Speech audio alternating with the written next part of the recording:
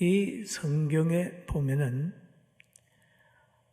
두 가지 가정이 있습니다. 하나는 육신으로 빚어진 가정이 있습니다. 육신으로 이루어진 가정. 부모님을 통해서 출생하고 형제와 자매가 이렇게 이루는 가정. 결혼해서 함께 인연을 맺은 가정이 있어요. 가정. 그리고 이 가정은 하나님이 만들어 주셨고 또 자녀는 기업이고 태의 열매는 그의 상급이라고 하셨습니다. 이 땅에 있는 모든 사람은 다 육신적으로 가정을 가지고 있습니다.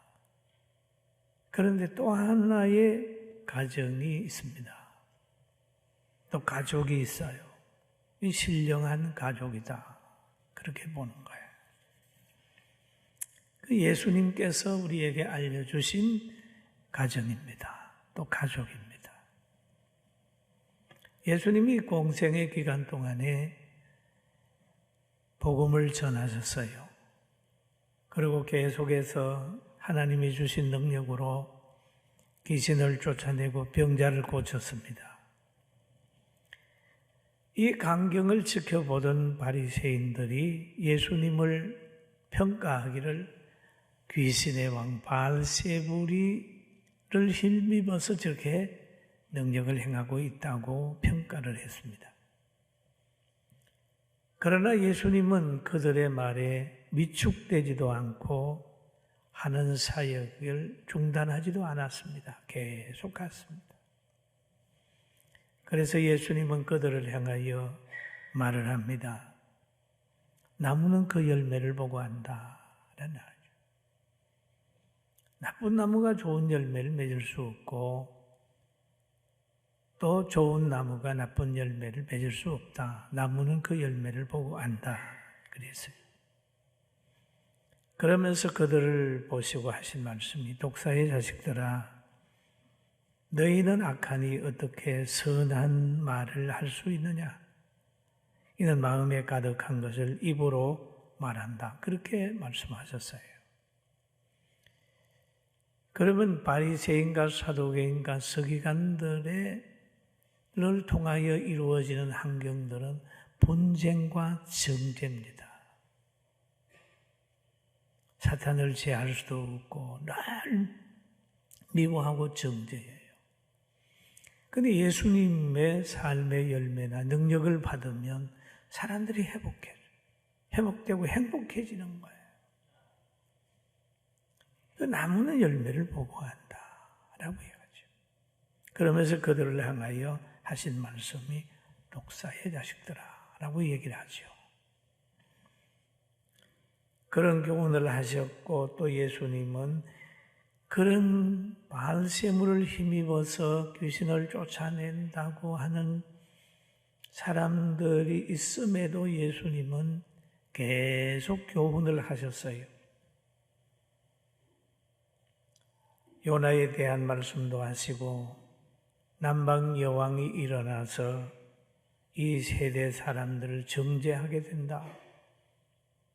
그 남방 여왕은 솔로몬의 지혜로운 말씀을 듣기 위해서 저 남방에서 왔다. 그러면서 이 환경 저 환경에 대한 말씀을 하셨어요.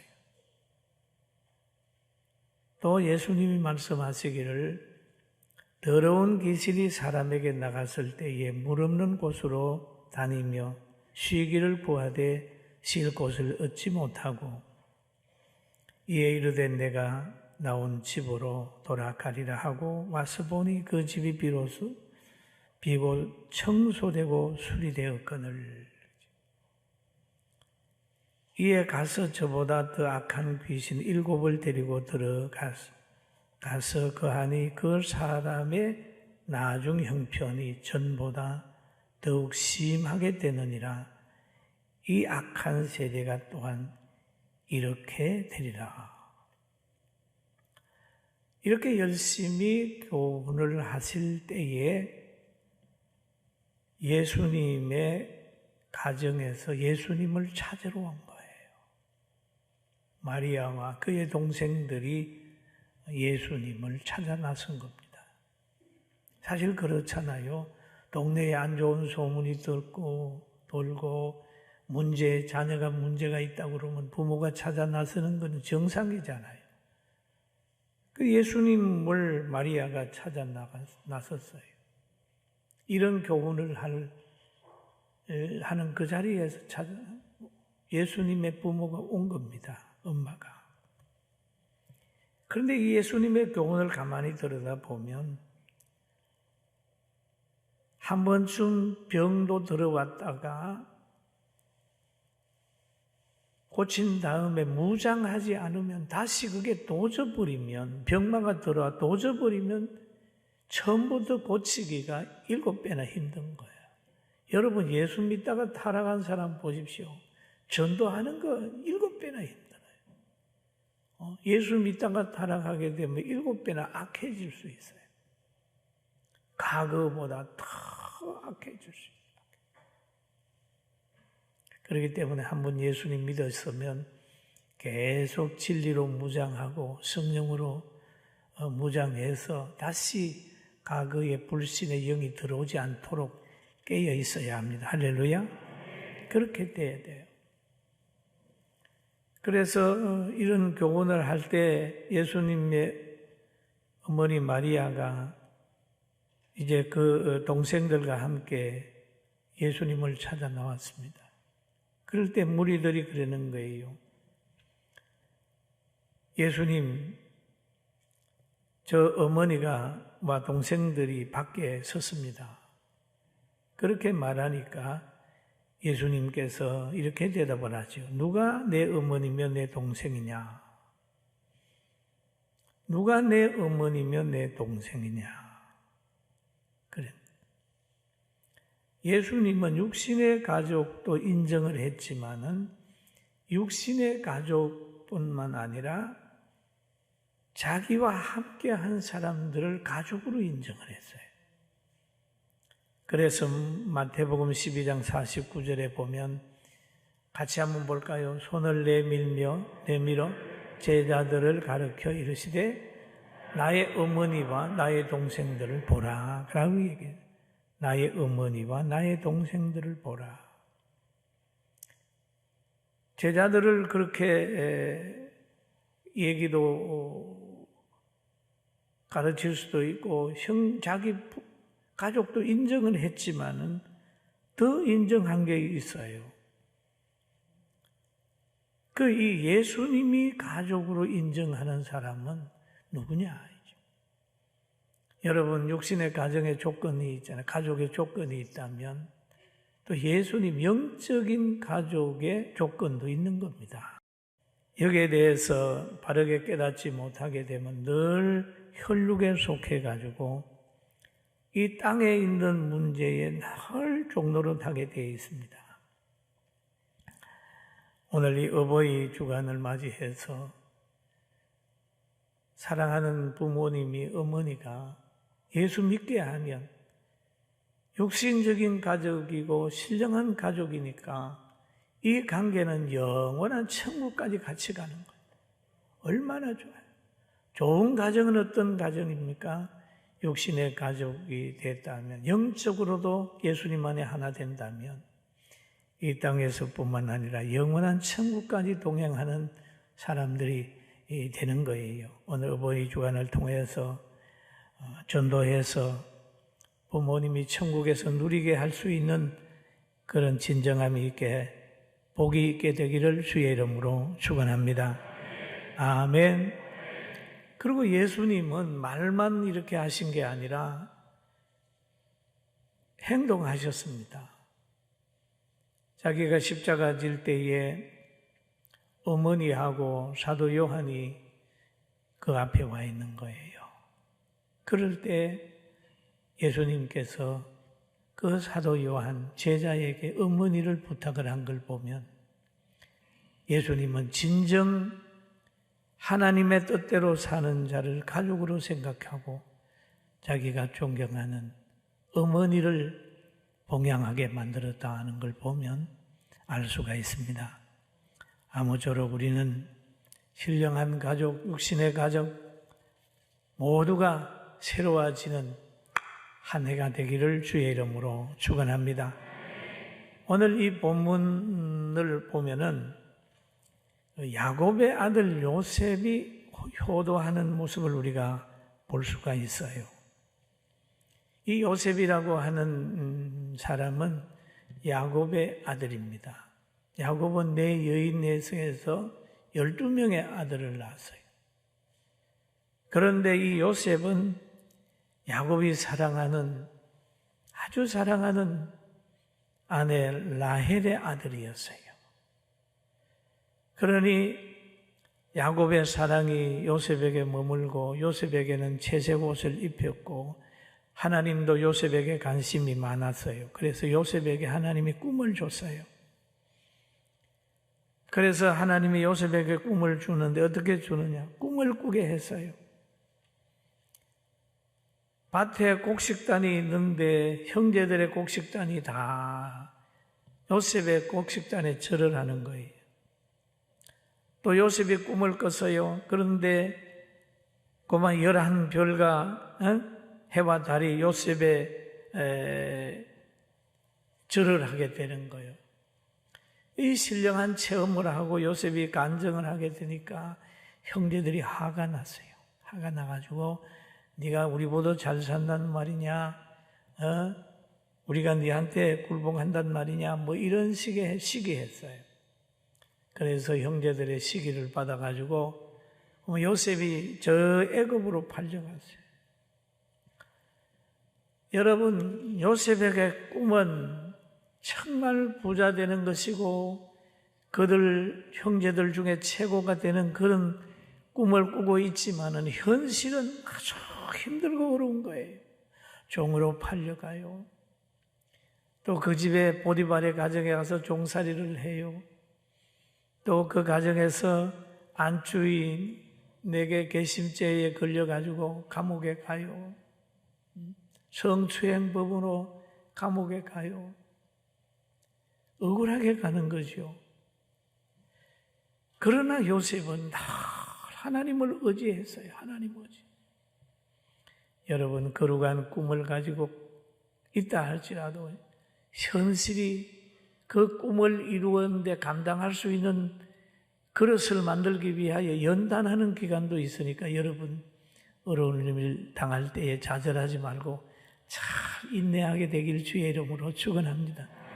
할렐루야. 그래서 요셉이 감옥에 들어가 있는 거예요. 그런데 감옥에서 감옥살이 하는 동기가 있는 거예요. 어떻게 하다가 왕의 떡 굽는 친구하고 술 관리하는 친구하고 같이 있는 겁니다. 그들도 꿈을 꿨어요. 요셉이 꿈 해몽을 해줬습니다. 그런데 그게 딱 그대로 맞았어요.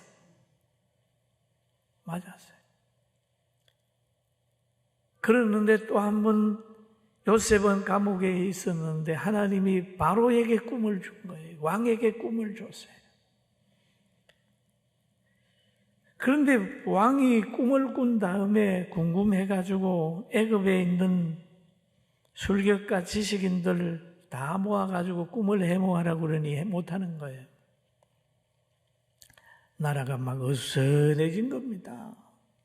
그럴 때 거기에 요셉하고 함께 옥에 있던 그가 자기 꿈을 해몽한 요셉을 알기 때문에 왕에게 얘기를 하고 왕이 그를 데려오라고 해가지고 꿈 해몽을 시켰더니 애굽의 미래를 하나님이 바로에게 보여준 거예요.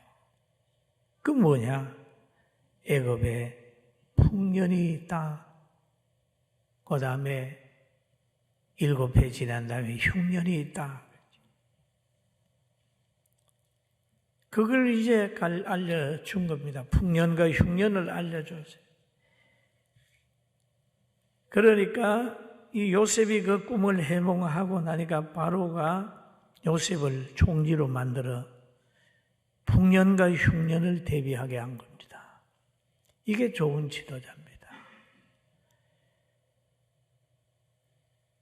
왜 그러냐 하면 자기 혈통이나 자기하고 친한 사람이나 이런 사람을 한 게 아니라 실력 있는 사람, 신통한 사람, 민족을 살릴 사람을 바로가 요셉을 총리로 만들어 놓은 거예요. 왜 박해가 없었겠어요? 우리하고 민족이 다르다, 종살이 했던 사람이다, 이렇게 해서 감옥, 전과자다, 이런 딱지를 붙였겠지만은, 바로는 담대하게 요셉을 이렇게 총리로 만들어서 그 애굽을 경영하게 만들었어요. 여러분, 풍년이 올 때 흉년을 대비해야 됩니다. 할렐루야. 흉년이 올 때는 풍년을 기대해야 되는 거예요. 좀 있는 거 가지고 다 이렇게 해버리면 나중에 흉년은 어떻게 감당하려고 그래요? 그냥 이 풍년이 오게 되니까 요셉이 흉년을 대비해서 곡식을 많이 쌓아놔서 7년 동안에 애굽 국민들의 생명을 지켜준 요셉이 된 겁니다. 여러분, 이때에 저 야곱의 가정, 요셉을 애굽에 팔아먹던 형들은 대비를 못한 거예요. 대비를 못했어요. 그러니까 어디 가면 양식이 있는가 하고 수소문하다가 보니까 애굽에 가면 있다고 하는 거죠.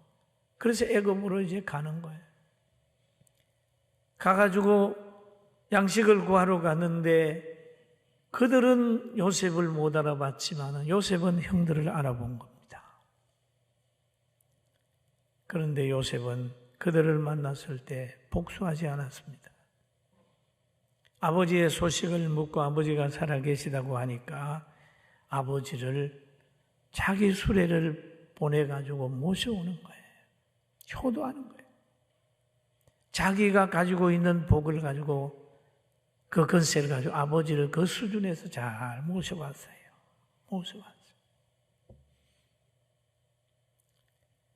그래가지고 그 왕과 관계를 잘 맺게 만들어가지고 그 아버지가 가지고 있는 축복 기도가 있어요. 아버지가 이제 그 축복 기도를 하잖아요. 오늘 성경에도 보면 그런 말이 나와요. 야곱이 바로에게 축복하고 그 앞에서 나오니라.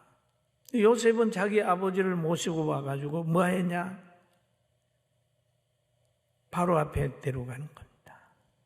그러니 야곱은 바로를 축복기도 해요.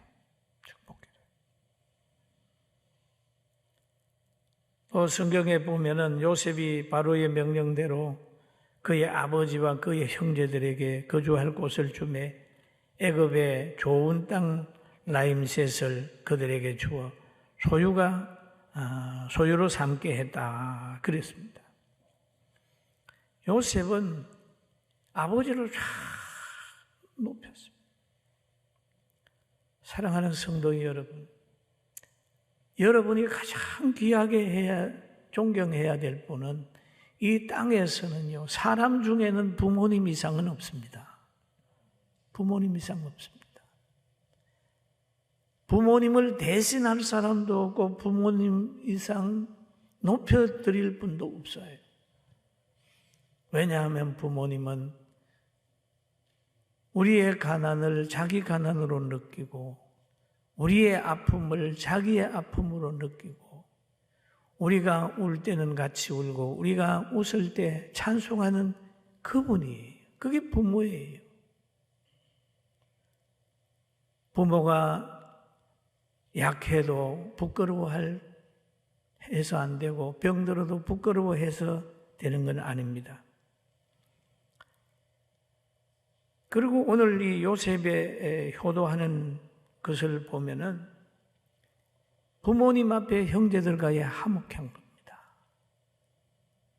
자기를 애굽에도 팔았는데 복수할 수 있지만 부모님 모시고 와서 부모님 앞에서 형제들과 화목하게 지내는 거예요.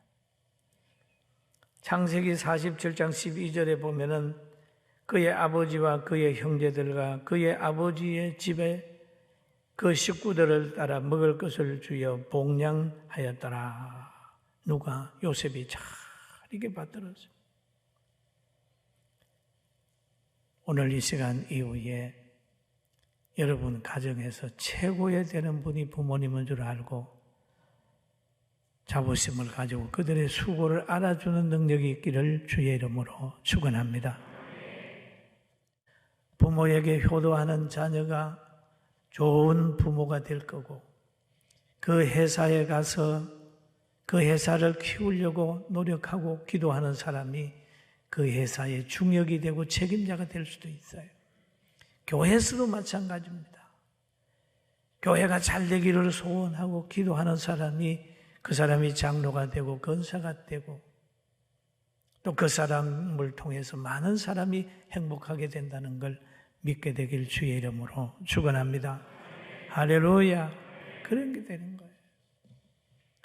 과거에 그런 얘기가 한 번 있었죠.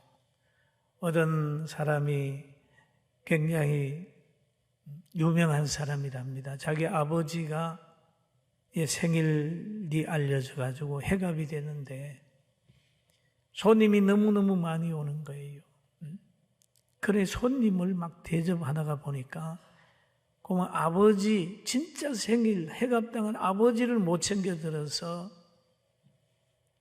아버지가 아침이 너무 늦으니까 나가서 저 밖에 나가서 각기우동 하나 사 먹고 들어오셨는데 그게 취해가지고 그때 병을 얻어서 시름시름 하다가 돌아갔다. 그런 말을 들었습니다.